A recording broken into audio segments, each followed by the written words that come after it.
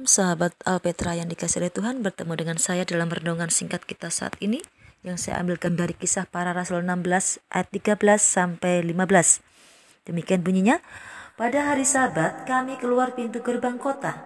Kami menyusur tepi sungai dan menemukan tempat sembahyang Yahudi yang sudah kami duga ada di situ. Setelah duduk, kami berbicara kepada perempuan-perempuan yang ada berkumpul di situ.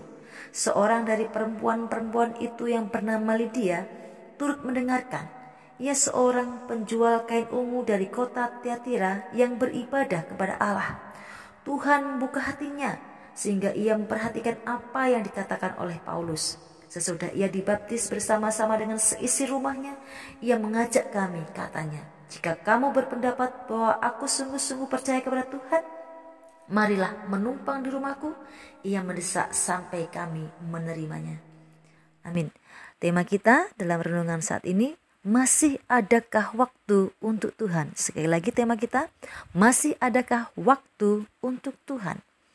Dalam perjalanan Paulus yang kedua ini, sahabat Alpetra, kita belajar ya tentang masih adakah waktu untuk Tuhan. Saat itu Paulus menyusur tepi sungai dan menemukan tempat ibadah Yahudi. Ternyata banyak kaum wanita yang sudah di situ. Ya, banyak wanita yang sudah di situ. Paulus mulai berbicara atau berkhotbah. Di ayat 14 kita melihat di antara para perempuan yang mendengar itu ada seorang perempuan yang bernama Lydia. Ia seorang penjual kain ungu dari kota Tiatira.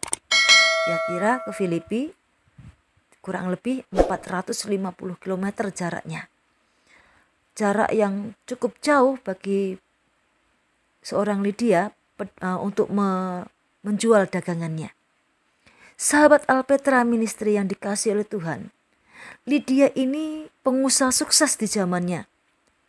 Bisa dipastikan sangat sibuk dengan orderannya. Kalau kita melihat kain ungu, sejarahnya adalah itu hanya dipakai oleh orang-orang yang berduit saja. Dan peristiwa ini pada saat itu dikisahkan, Lydia ini turut mendengarkan apa yang dibicarakan Paulus. Lydia membuka hatinya sehingga Lydia memperhatikan apa yang dikatakan oleh Paulus. Dan ayat 15, Lydia dibaptis dengan seluruh anggota keluarganya yang ditafsirkan juga semua pegawainya. Luar biasa. Sahabat Alpetra, si wanita sibuk ini masih sempat mengundang Paulus dan kawan-kawan untuk datang ke rumahnya. Kalimat yang kita tahu, jika kamu berpendapat bahwa aku sungguh-sungguh percaya, aku sungguh-sungguh percaya kepada Tuhan, marilah menumpang di rumahku. Dan Lydia ini mendesak Paulus sampai Paulus menerima tawarannya. Dan diceritakan Lydia ini menjamu Paulus dengan tangannya sendiri, tidak menyuruh pegawainya. Sahabat Alpetra, Lydia adalah teladan dalam membagi waktu dari kesibukan-kesibukan yang ada. Dia tidak berpikir untung rugi dalam berdagangannya ketika meninggalkan waktu untuk bersekutu dengan Tuhan. 1 menit, 2 menit.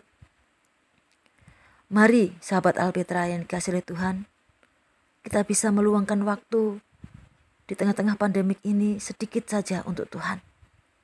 Seperti Lydia, untuk mendengarkan firman Tuhan, membuka hati untuk Tuhan, dan memperhatikan sungguh-sungguh firman Tuhan, menjadi pelaku dan dibuktikan dalam kehidupan sehari-hari.